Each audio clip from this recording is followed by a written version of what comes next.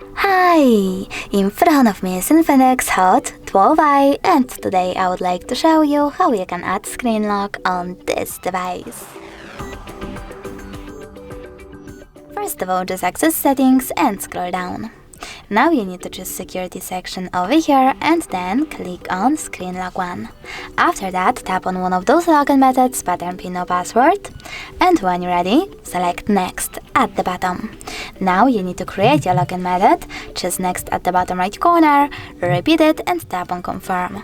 Then select one of those options to pick how do you want sensitive content to show on your lock screen. I don't want any, so I'll go with the last option and tap on done. Now when I go back, turn off my screen, turn it back on. As you can see, pattern is now required.